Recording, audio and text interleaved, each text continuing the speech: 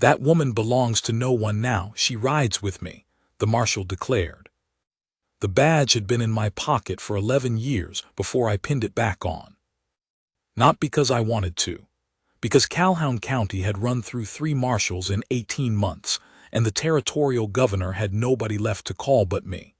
I was living out of a lined shack on the Pecos, trapping muskrat and trading pelts to the Mexicans at the river crossing, and I would have been content to do that until I died if Garrett's letter hadn't found me. The letter was 2 pages long. I read the first half, folded it up, put it in my coat pocket, and sat there looking at the fire for most of an hour. Then I took out the badge. I kept it wrapped in a piece of oilcloth inside my saddlebag. Don't ask me why, and I read the rest. Garrett wrote, "The situation is past what ordinary law can address. There is a man named Aldous Creed who has made himself into the only law in Calhoun County. He controls the water, he controls the land deeds, and he controls the men with guns who enforce both. I need someone the territory trusts and Creed fears. I need someone who has nothing left to lose, Holt. That is you, or it is nobody." I won't say that last part didn't sting, but he wasn't wrong. My name is Cal Holt. I was marshal of 3 counties before the war and the territory broke my partnership with the law in ways I haven't fully explained to anyone. I'm 61 years old. I've got a knee that tells me the weather before the clouds do, a scar on my left forearm from a Comanche arrowhead that I carry like a second identity, and a horse named Drummer who is 15 and still the most reliable thing in my life. I rode out of that lined shack on a Tuesday morning in October with Drummer under me, my Winchester across my saddle, and the badge pinned back on my coat in the cold gray light, and I told myself, do the job, then go back to the muskrat traps. That was before I rode into Calder Springs and found out what a man like Aldous Creed could do to a town. Calder Springs was a proper town once. You could still see it in the bones of the place. A wide main street laid out with intention, a hotel with a real painted sign, a church with a real bell. But something had gone soft in the middle of it. The hotel still stood, but the sign was faded to nothing. The church bell was there, but I never once heard it ring in the 3 weeks before things broke open. The saloon was the only building on the street with fresh paint and lit windows after dark, and that was because Creed owned it. The men on the street watched me ride in the way men watch a stranger when they've been told to watch. Not curious, not hostile exactly, just careful the way you're careful around a thing that belongs to someone else. I rode down the middle of the street at a walk, Drummer's shoes clicking on the hardpan, and I went to the small office with the iron-barred window that said County Marshal on a board above the door. The board was new. Someone had put it up for me, which meant Garrett had told them I was coming, which meant Creed already knew. The office had a desk, a wood stove, 2 cells in the back, and a deputy who stood up when I came in with the look of a man who had been waiting for something bad and wasn't sure if I was it. His name was Tuck Farrow, 24, maybe 25. Good boots, which told me he'd spent his own money on the one thing that mattered for riding. Steady eyes under a brow that was furrowed like he'd been furrowing it since he was 12.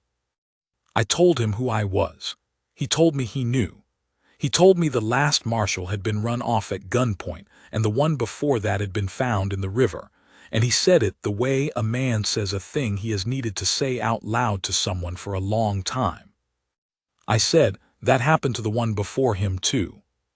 He said, the one before him left on his own before they got to him. I said, you stay. He said, where else would I go? I liked him for that, I didn't say so. He gave me the lay of the thing over the next 2 days. Creed had come to Calhoun County 6 years back with money no one could trace and a group of hard men no one asked about. He'd bought up parcels of land around the 3 water sources the county depended on, and once he owned the water, he owned every rancher and farmer who needed it. He ran his holdings through a foreman named Dex Pullam, who was not subtle, and a lawyer in the county seat named Vickers, who was. Between them and the 6 or 7 men Creed kept on his payroll with guns and no other stated duties, The county had learned to keep its head down. There were people who had tried not to keep their heads down. Tuck named them quietly, one by one. A rancher named Hollies who'd organized a petition to the territory and found his water cut off inside a week. A minister named Carver who'd preached against Creed by name and had his church burned 6 months later. A woman named Aggie Marsh who had stood up at the town meeting and said what everyone was thinking and who now. He stopped there. I said, who now what? He looked at the desk for a moment, then he said, you'll hear about Aggie Marsh. Best you hear it from her. I heard it from her the next morning, though not because I sought her out. I was at the dry goods store buying coffee and she was there buying flour, and the store owner, a nervous little man named Birch, went pale when both of us walked in at the same time, like he was waiting for something to happen that he didn't want to witness. I noticed her because she was worth noticing, but not in the way men usually mean that. She was maybe 40, give or take. Dark hair pulled back plain, a face that had some weather in it but held its shape well. She was wearing a canvas work coat over a blue dress that had been mended at one cuff, and she was carrying a flour sack with both hands because she wouldn't put it down to do anything else. And the set of her jaw when she saw me told me she had already decided something about me before I opened my mouth. She said, you're the new Marshal. I said I was. She said, the last one was a decent man. He didn't deserve what they did to him. I said, what they do to him. She said, they beat him in the street in front of his wife and told him to ride and keep riding. He had 2 children. She picked up her flour. So, are you a decent man, Marshal, or did Garrett just send the territory's last leftover? I thought about that. I said, probably some of both. She looked at me a moment longer than she needed to. Then she went out. Birch let out a breath when the door closed. He told me quietly that Aggie Marsh was the widow of Donald Marsh, who had owned a good-sized cattle operation south of town before Creed's men had come to him with a land deal Donald had refused. Donald had died of a fall from a horse 3 months after refusing that deal. The horse had been found uninjured. Nobody had investigated. Creed had moved on the land and water rights within 30 days of Donald's burial, using the debt Donald had carried with a bank that Creed, it turned out, now held the notes on. Aggie had contested it. A lawyer from Santa Fe had told her she had a case. Then the lawyer had withdrawn from representation without explanation. Another lawyer had taken the case and received a visit from Pullem and 2 of his men, and that lawyer was now practicing in El Paso. She was still in the house. Creed hadn't moved on that yet, though Birch lowered his voice when he said yet, because the house was on a parcel that Donald had owned free and clear, no note attached, and even Vickers hadn't found a way to claim it. But Pullem had been to see her twice in the past month, and what he'd said Birch didn't know. But after the second visit, Aggie had come into town walking instead of riding because her horse was gone. I asked where her horse had gone. Birch said he didn't know, and he said it looking at the floor. I paid for my coffee and went back to the office. I did not go looking for trouble with Creed in those first days. A man who has worn a badge long enough knows that the first move is almost never the right move, and that a new lawman who rides straight at the biggest gun in a county tends to get himself killed before he does anyone any good. What I did was ride the county. I covered it in sections, Drummer and I, starting at the north end and working south, and I introduced myself to everyone I could find who wasn't Creed's man. Ranchers. Farmers. The Mexican families who had water rights older than the territory itself, but who had been quietly pressured off them. A Comanche family, 2 generations of them, living on a hardscrabble piece of ground near the eastern boundary that nobody had bothered with yet because it had no water. I did not promise anything to any of them. Promising is the thing lawmen do when they want people to feel good, and it tends to go badly for everyone when the promise fails. What I did was listen, and what I was doing while I listened was mapping, not on paper, but in my head, the shape of Creed's operation and where it could be pressed. On the fourth day of riding, I came back into Calder Springs in the late afternoon and found Dex Pullem's horse tied outside the dry goods store. And then I found Pullem himself inside the store, and Aggie Marsh backed against the counter with a look on her face that was not fear exactly, but was something close to it contained under a layer of iron will. Pullem was a big man, thick in the shoulders, with a mustache he was clearly proud of and hands that were too soft for a real foreman. He had one of Creed's men behind him, young, hard-faced, his hand near his gun more out of habit than thought. Pullem was saying something to Aggie about a meeting she owed Creed, a social call, he called it, and his voice had the particular tone of a man who knows the word no is not available to the person he's talking to. I came through the door and both of them turned. Birch, behind the counter, went still. I said, "Something I can help you gentlemen with." Pullem looked at my badge, then at my face. He did the calculation men like him do. He said, "This is a private matter, Marshal, town business." I said, "I'm the marshal of this town, so town business is my business." He said, "Mrs. Marsh has a meeting with Mr. Creed. We're just here to remind her of the time." I looked at Aggie. She was looking at me without expression, like she was waiting to see which way this went before she decided anything. I said, "Mrs. Marsh, do you have a meeting with Mr. Creed?" She said, "I don't." I said to Pullem, "Mrs. Marsh says she doesn't." Pullem's jaw tightened. He said, "Mr. Creed would appreciate the opportunity to discuss her situation, as a courtesy." I said, "Her situation is her own business, Mr. Pullem. I'd suggest you and your man ride back out to Creed's range and let Mrs. Marsh get on with her afternoon." There was a long pause. Pullem was doing the calculation again, trying to figure out if I was bluffing. He'd run 3 marshals out of this town and he knew what that felt like, and he was deciding if I felt like that. He must have decided I didn't, because he moved toward the door, his man behind him. At the door he turned and said to Aggie, not to me, "Mr. Creed's patience is not unlimited, ma'am." She said, "Neither is mine." They went out. I waited until I heard the horses leave before I turned to look at Birch, who had gone the color of old paper. Then I looked at Aggie. She said, "That bought maybe 3 days." I said, "What does he want from you?" She said, "He wants the house. He thinks if he puts enough pressure on me I'll sign it over and go somewhere else, and everyone in this county will see what happens to people who don't cooperate." I said, "He's probably right that that's what everyone's watching for." She said, "Yes." Then she said, "Are you going to stop him or just intervene at convenient moments and ride away?" That landed the way she meant it to. I said, "I'm going to stop him." She looked at me for a moment. Then she picked up her flour sack and went out. There are things you know going into a job like that one and things you don't. What I knew was that Creed couldn't be taken apart from outside.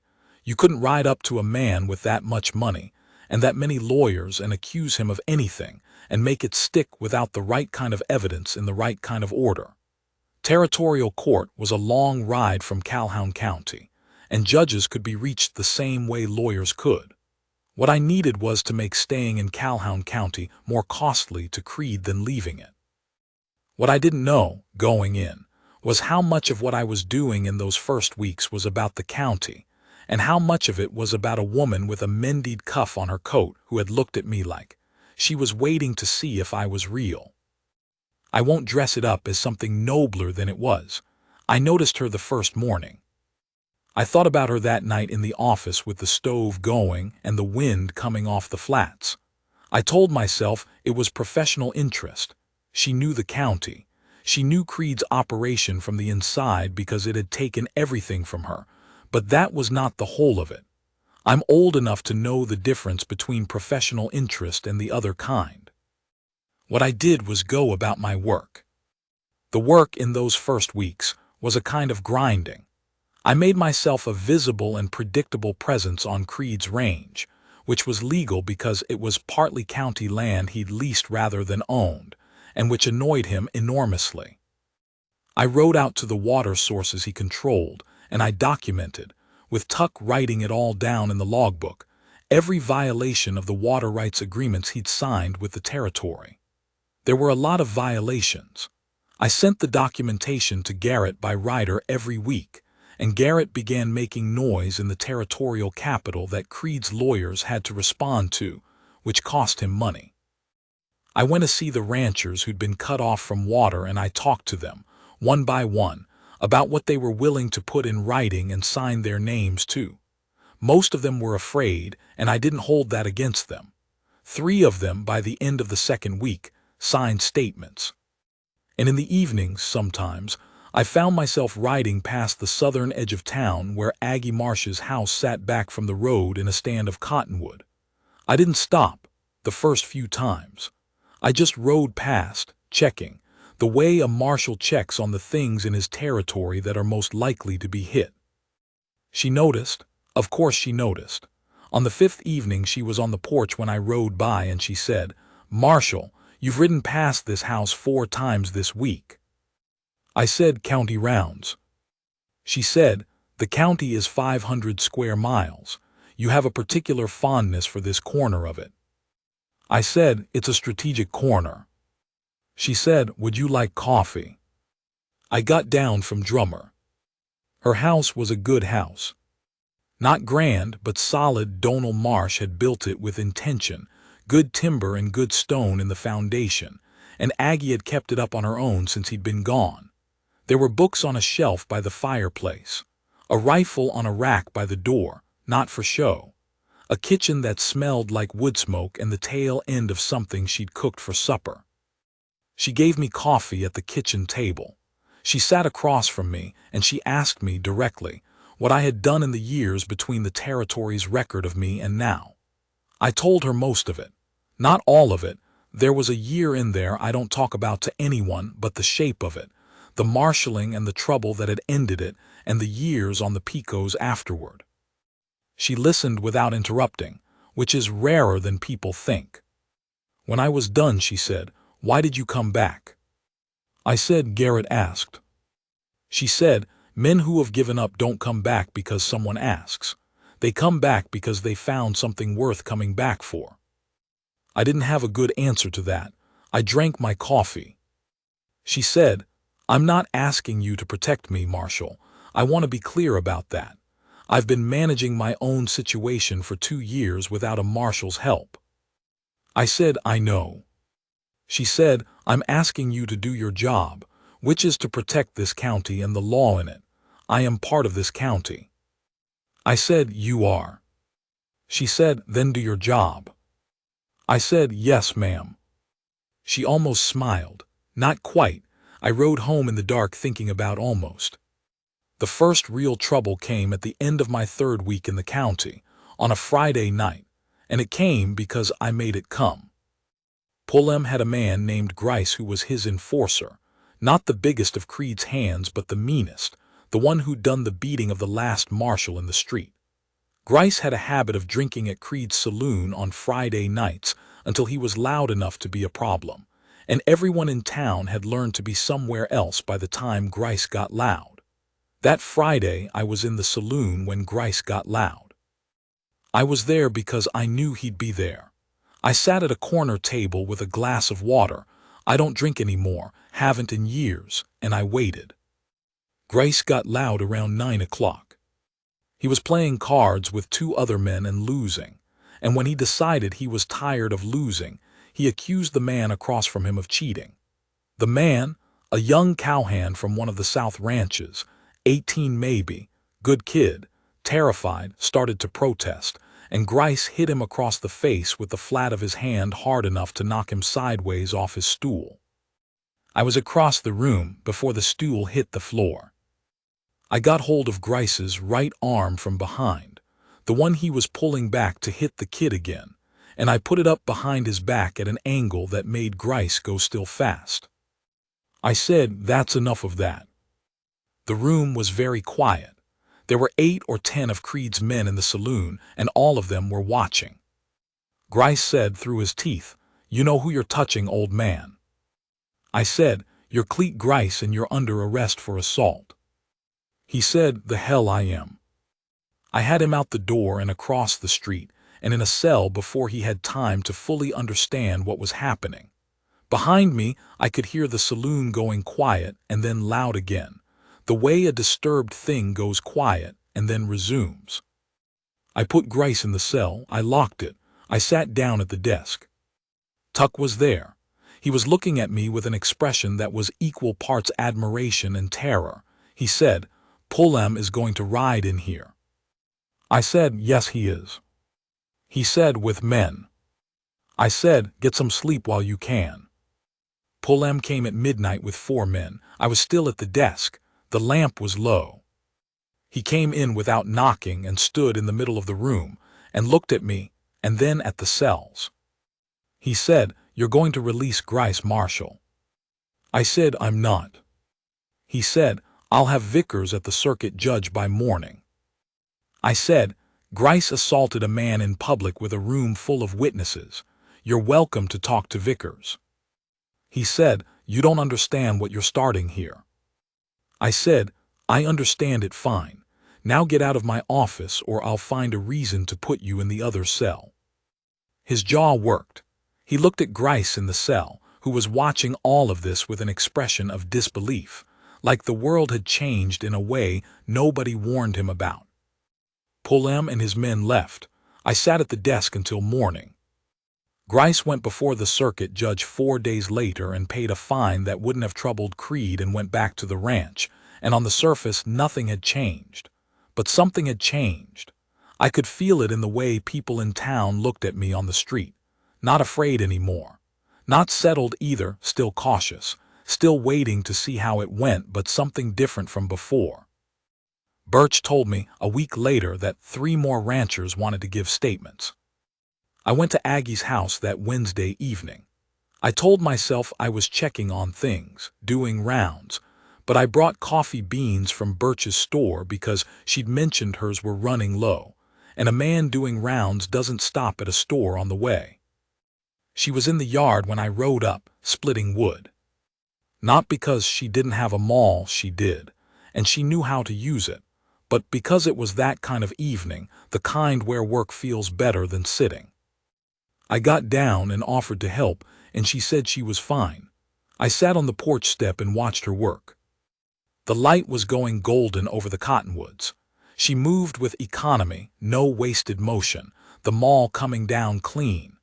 She was wearing the canvas coat, and her dark hair was working loose from where she'd pinned it. After a while she stopped and came to the porch and sat beside me. Not close, but beside. She took the coffee beans I'd brought and turned the bag in her hands.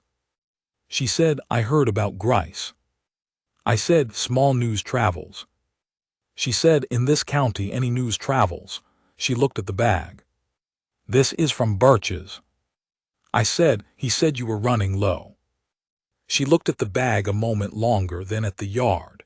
She said, "My husband's been gone 2 years and 4 months. I'm not. I want you to understand that I'm not a woman who needs to be minded." I said, "I know."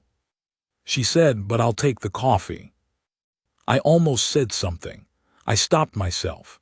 We sat there while the light went off the cottonwoods and the temperature dropped the way it does fast in October on the flats, and when it got cold enough she said, "Come inside," and I went. Creed's next move came through the lawyer. Vickers filed a motion with the territorial court, claiming that my appointment as Marshal was procedurally irregular. Some issue with the paperwork Garrett had filed. It was nonsense. But it was the kind of nonsense that required a response, which meant Garrett's office had to respond, which meant a delay, which meant I was technically in a gray area for about 3 weeks while the court sorted it out. Pullem used those 3 weeks. He didn't come for me directly. He came for the ranchers who'd signed statements, not with guns, with money, or the threat of it. He called in notes, pressured the bank, sent men to ride fences and make sure everyone understood that there was a cost to cooperating with the Marshal's investigation. 2 of the ranchers withdrew their statements. I wasn't surprised. I was angry, but I wasn't surprised, and I didn't hold it against them. A man with a family and a ranch and a note at the bank doesn't have the luxury of principle the same way a man with nothing left to lose does. What I didn't expect was Aggie. She rode into town on a borrowed horse. She'd borrowed one from a rancher named Eccles, who was one of the three who hadn't backed down, and she walked into my office with a ledger book and a box of letters, and she put them on my desk. She said, "Donald kept records. He was a careful man. I should have given these to you sooner, but I wasn't sure. I didn't know if you were real yet." I looked at the ledger. It was Donald Marsh's accounts, going back 6 years, with notations in his careful handwriting documenting every interaction with Creed's organization. The original land offer, the pressure campaign that followed the refusal, the water cutoff, the visits from Pulam. There were also letters, some from Donald to Garrett's office that had apparently never been answered, and some between Vickers and a land agent in the territorial capital that laid out, in writing that was careful but not careful enough, the mechanism by which Creed had been laundering his acquisitions through the territorial land registry. I looked at her. I said, "These letters between Vickers and the land agent, how did Donald get these?" She said, "He didn't." I did. "After he died." I said, "How?" She said, "Vickers kept his correspondence in a strongbox in his office.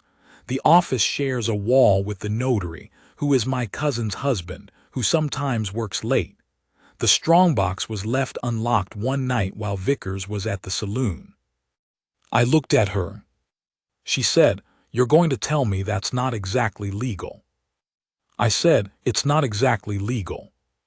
She said, "Donald died, Marshal. He died, and everyone in this county knows he didn't fall off that horse, and nobody has done a thing about it in 2 years. I did what I could do." I didn't say anything to that because there wasn't anything to say to it. I looked at the letters. Then I looked at her and I said, "This changes things." She said, "I know. That's why I brought them." I sent Tuck to the territorial capital with the documents and a letter to Garrett under seal. I told Tuck to ride hard, rest the horse but not himself, and to put the packet directly into Garrett's hands and nobody else's. Tuck left before dawn. With Tuck gone, I was the only law in the county, which was a fact Pulam noted quickly. He didn't move on me directly, but his men became more visible on the roads, which was a kind of pressure. I rode my rounds with my Winchester across the saddle, and I kept to the open ground where possible, and I checked on the remaining ranchers every few days. I checked on Aggie every day. I won't pretend that was purely strategic. On one of those evenings, she asked me about the scar on my arm. I'd rolled my sleeves up in the warmth of her kitchen, and it was there, white and curved against the darker skin below the elbow, the shape of it familiar by now to me as anything. I told her how I'd gotten it. The arrowhead, the Comanche raid on a ranch I'd been hired to protect, the part where I hadn't been fast enough and the part where I had been and what it had cost. She listened, and when I was done she reached across the table and put her hand over the scar for a moment, just laid her palm flat over it. She said, "You carry a lot of things, Marshal." I said, "Cal." She said, "Cal." She left her hand there another moment, then took it back. "You've been carrying things alone for a long time." I said, "I got used to it." She said, "I know. I got used to it too." She was looking at the fire when she said it, and I was looking at her, and we both understood what we were saying, I think, without needing to say it directly. She was still a woman in the middle of a fight for her land and her life's work, and I was still a marshal in the middle of a job, and that was enough to leave it there. But the warmth of her hand stayed on my arm all the way back to the office, in the cold night air. Tuck came back 8 days later. He was thin and his horse was spent, and he'd pushed it harder than I'd told him to, and I was glad he had. He'd gotten the documents to Garrett. Garrett had taken one look at the correspondence between Vickers and the land agent, and contacted the territorial attorney general. The Attorney General had an investigator already looking at irregularities in the land registry. Creed wasn't the only one running that kind of operation, just the most aggressive, and Donald Marsh's documents gave that investigator something solid to work with. But all of that was going to take time. Investigations take time. Courts take time. Bureaucracies in the territorial capital take time, and in that time, Pullem and Creed were going to know that pressure was coming, and when men like that feel pressure coming, they don't wait for it to arrive. I laid all this out for Tuck. He listened and nodded and said, "So what do we do?" I said, "We make sure Creed's most valuable asset becomes too costly to hold." He said, "And what's that?" I said, "Aggie Marsh's house and the land around it. He's been working toward that for 2 years. He needs it for what the land agent told him about the territorial road survey.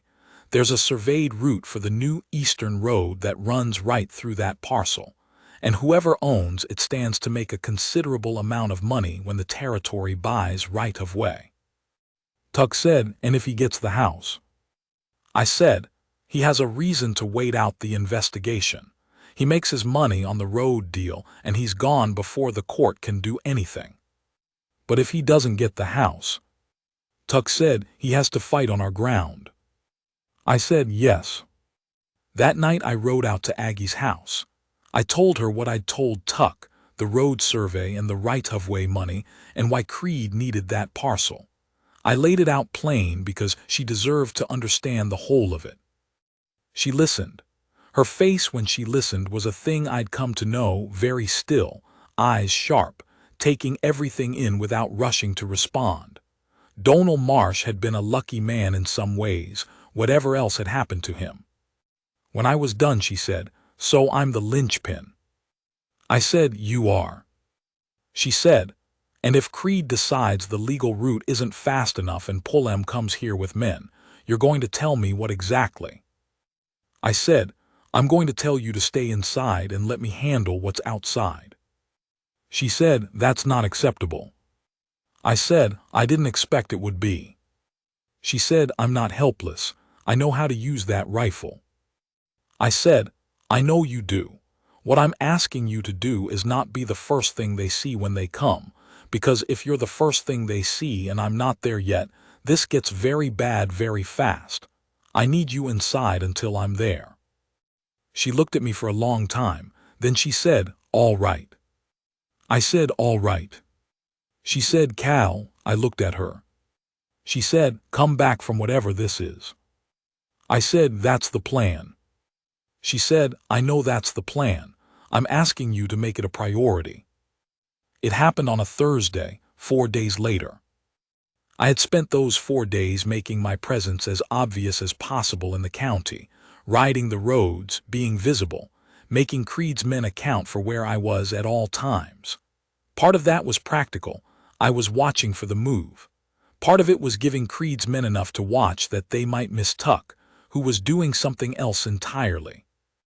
What Tuck was doing was riding south to the Eccles Ranch, which was the largest of the ranches still standing against Creed, and talking to Eccles and his 3 grown sons and 2 other ranchers who'd signaled quietly that they were done being afraid. Tuck was not formally deputizing anyone. I didn't have the authority to do that without Garrett's direct order, but he was having a frank conversation about what might happen on Thursday and what concerned citizens in a frontier county have traditionally been permitted to do about unlawful activity in their vicinity. Thursday afternoon, Pullem came to Aggie's house with 7 men. I was already there. I'd ridden out before first light and put Drummer in Aggie's barn, and I was sitting in the kitchen drinking the last of the coffee beans I'd brought when Pullem's men came down the road. 7 men, Pullem, Grice, and 5 others, all armed, riding in a loose group that tried to look casual and didn't. Aggie was in the kitchen with me. She looked out the window. She said, "7." I said, "Yes." She said, "You're one." I said, "For now." She looked at the rifle on the rack. I said, "Stay inside until I tell you." She said, I heard you the first time. I went out to the porch. Pullem pulled up in the yard, his men spreading in a loose line. He looked at me on the porch and his face went through something, surprise, and then calculation, and then the flat look of a man who has decided. He said, You don't have any business here, Marshal. I said, Mrs. Marsh is under my protection. That makes this my business. He said, Mrs. Marsh has a legal matter to settle with Mr. Creed. We're here to help her settle it. I said, She doesn't want it settled that way. Grice said from his horse, What you want and what happens are two different things, old man. I looked at Grice. I said, You were in my jail 10 days ago. You want to go back? He showed his teeth. He said, You got lucky once. I said to Pullem, This is the last time I'm telling you to ride off this property.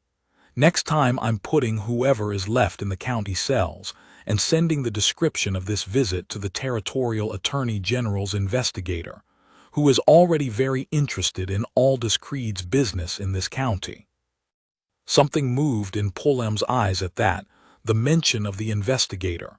He hadn't known I'd sent to Garrett. He worked to keep his face still, but it was a half-second too late. He said, That's a bluff. I said, Right away and you'll never know. He said something to the man on his left, quiet. I couldn't catch it, and I saw the man's hand move toward his gun, and that was the moment I heard horses on the road. Tuck came in from the east with Eccles and his 3 sons and 2 other ranchers, 7 riders coming at a trot, and they spread across the road at the edge of Aggie's property line and they stopped. Tuck said, Morning, Marshal, something we can help with. I said, Mr. Pullem and his men were just leaving. Pullem sat very still on his horse. He was looking at Tuck, at the Eccles men, at the 2 ranchers, at the rifles across their saddles. He was doing the calculation that men like him do, and this time the calculation came out different than it had before. Grice said, Dex. Pullem said, Shut up. He sat there another moment, then he gathered his reins. He said to me, This isn't over. I said, No, it isn't, but from here it's over in a courtroom, not in someone's yard. He turned his horse. His men followed. I watched them ride down the road until they were out of sight, and then I stood there on the porch while the tension went out of the morning, the way air goes out of a thing. Behind me, I heard the door. Aggie came out and stood beside me on the porch, the rifle in her hands, her shoulder an inch from mine. She said, I told you I'd stay inside until you told me. I said, You did. She said, I was going to give you another 30 seconds. I said, That's fair. She stood there. The road was empty and the cottonwoods were still in the morning air and Drummer was in the barn behind us, and the weight of the morning was settling into something quieter. She said, He'll try again. I said, He won't get the chance. Garrett's investigator will be here by end of next week, now that Pullem's shown his hand. Creed's going to be fighting on paper for a while. She said, A while. I said, A while. She said, I can manage a while. I looked at her. She was looking at the road, her jaw set in the way I'd come to know, holding the rifle easy in both hands. The morning light was in her hair. I said, I believe you. She turned and looked at me. And I'll say this. In 61 years, in all the times and places I've been looked at, I don't know that anyone has looked at me quite the way she looked at me in that moment. Not with gratitude, that wasn't it. With recognition, maybe. The way you look at something you weren't sure was real and have decided is. She put her hand against my arm, the left one, over the place where the scar was. She said, Come inside, Cal. I'll make more coffee. Creed ran. Maybe that's not the right word. He didn't run in the night with his coat half on. He withdrew. The Territorial Attorney General's investigator arrived 9 days after the standoff at Aggie's. A careful man named Whitmore who wore spectacles and asked very precise questions, and wrote everything down in a hand so small you had to lean close to read it. He was at the county seat for 2 weeks, and by the end of the second week 2 of Vickers' associates had agreed to cooperate with the investigation in exchange for considerations of their own, and Vickers himself had gone to El Paso, where he'd sent that lawyer, without telling anyone he was going. Creed's operation didn't collapse the way things collapse in stories, fast and definitive. It came apart the way things actually come apart, slowly, with a lot of lawyers and a lot of paper and several months of hearings in the territorial court that I rode up to testify at twice, and in between I ran the county and Tuck ran it with me. The water rights were the first thing to go back to their rightful holders, an emergency injunction from the territorial court that Whitmore had arranged. And after the water, the land deals started to unravel, one by one. Creed himself appeared at one hearing, a lean man in a good suit who looked at me across the courtroom with an expression that I took to mean he was not finished, and I took that seriously. I'm not a man who mistakes a legal defeat for a safe one. I rode careful for several months after that, and I made sure Aggie rode careful too, and the Eccles men were helpful in ways that didn't require any formal arrangement. But Creed was a man whose power rested on the certainty that nobody would fight him, and once that certainty was gone, the fight itself was mostly over. He settled, eventually, with the territory, gave back land and water rights in exchange for the criminal charges being reduced to civil matters and a substantial fine. He left Calhoun County with what he'd brought and not much more. Donald Marsh's house and land remained Aggie Marsh's house and land. I want to tell you about the night the investigator's final report was filed, because that's the night this story becomes what it actually is. I'd ridden in from the county seat after the last hearing, and it was late, well past dark, and I was tired in the deep way I used to get tired after a long job, the kind of tired that reaches the bone. I put Drummer up and I walked to the office and I sat down at the desk and I looked at the wall for a while. The badge was on the desk in front of me. I'd taken it off to testify. Witnesses don't wear badges. It complicates the record. And I'd set it down when I came back in and hadn't put it on again. I sat there looking at it. The job was done. Or done enough there would still be paperwork, still be testimony, still be things Tuck could manage. The county had its water back, and its land records back, and 3 of the ranchers who'd been pressured off their spreads were already starting the process of reclaiming what was theirs. Calder Springs was not the same town I'd ridden into in October. It was November now, and there was snow coming off the mountains to the north. You could smell it, and the town had something in it that it hadn't had before, not exactly relaxed, but steadier. I could go back to the muskrat traps. I sat there long enough with that thought to understand that I didn't want to. Then there was a knock at the office door, which was unusual at that hour. I said, "Come in." Aggie came in. She was wearing the canvas coat and a wool scarf, and she had 2 cups of coffee, which she must have carried across town from her cousin's husband's place, because she'd started staying in town during the worst of the court period. She set 1 cup on the desk in front of me and held the other. She looked at the badge on the desk. She said, "What are you thinking?" I said, "I'm thinking about muskrat traps." She said, I said, "The Pecos is a good place to winter." She said, "I've never been." Pause. She was looking at the badge. I was looking at her. She said, "Tuck's ready to be Marshal, you know that." I said, "I know." She said, "He's been ready for months. You've been teaching him without knowing you were doing it." I said, "Maybe." She sat down across from me. She wrapped both hands around her coffee cup. The stove was going and the office was warm, and outside I could hear the wind picking up, the first cold edge of the coming snow. She said, "I want to say something to you." I said, "All right." She said, "I have been in this county for 14 years, and in those 14 years I have seen a lot of men come and go. Some of them were good men. Some of them were decent in the way that means they didn't do harm, which is its own kind of virtue but isn't the same thing. And one or two of them were something else, men who showed up when it mattered and did the hard thing and didn't ask anyone to thank them for it. I didn't say anything. She said, "You showed up when it mattered, Cal. You did what no one else was willing to do, and you did it without making anyone feel lesser for not being able to do it themselves. And that is rarer than the doing of it, if you want to know the truth." I looked at the coffee cup. I said, "I did my job." She said, "You did more than your job and you know it." Pause. She said, "I am not a sentimental woman. Donald knew that about me, and I suspect you do too by now." I said, "I do." She said, "So I'll say it plain. I'm not interested in living alone indefinitely. I've done it for 2 years and I know what it costs, and I'm not convinced it's worth the cost. And you're sitting here looking at a badge and thinking about muskrat traps. And I think that's because you've gotten used to the idea that being alone is what you deserve." I looked up at her. She said, "I don't think that. I think you're a man who deserves more than a lined shack and a river, and I think you know it, and I think you're afraid of it." I said, "I'm 61 years old." She said, "I know how old you are."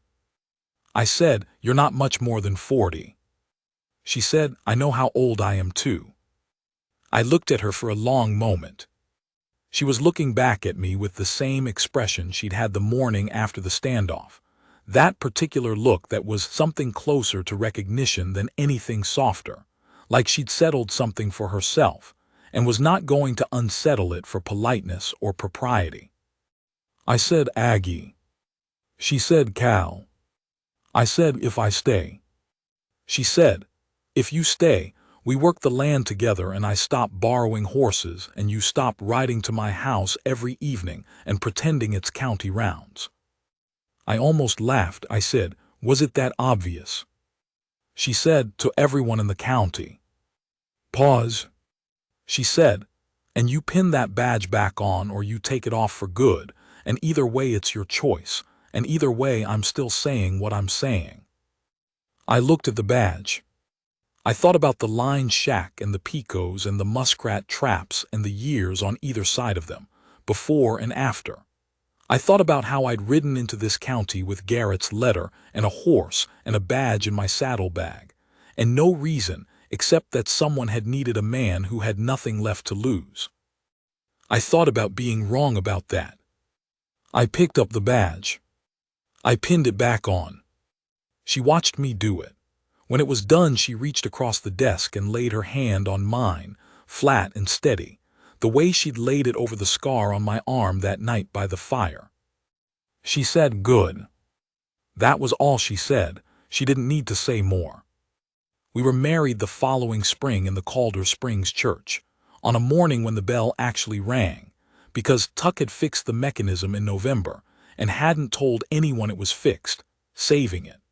The bell rang across the flats and the cottonwoods and the river, and I stood at the front of that church with Tuck beside me as my witness, and I heard Aggie's step in the doorway before I turned to look. When I turned, I looked. She was wearing a dress the color of the sky over the picos on a clear day, and she was carrying a small bunch of early wildflowers that her cousin's wife had gathered, and she was walking toward me the way she did everything, with intention, not hurrying, her eyes on mine. I have been in courtrooms, and I have been in gunfights, and I have been in territory so empty and cold that the only sound was wind. I have been in a lined shack for 3 years telling myself I didn't need anything else. She walked to me and I took her hand, and she was warm and certain in the way she was always certain. And when the minister said the words and I said them back, I was saying them to a woman who had looked at me, more than once, in harder moments than this, like I was something worth looking at. Like I was enough, exactly as I was, cracked knee and scarred arm and 61 hard years and all. That is not a thing every man gets. I know that. I have lived long enough to know that. After, we stood on the church steps in the April sun, while Tuck and the Eccles men and half the county filed past, and Aggie's hand was in the crook of my arm, and the flats ran gold and green out to the south where her land was, our land, and Drummer was in the corral behind the church waiting to carry us home. She leaned against me, just slightly, just enough, the way you lean against something you trust to hold. I held. That's the whole of it, I suppose.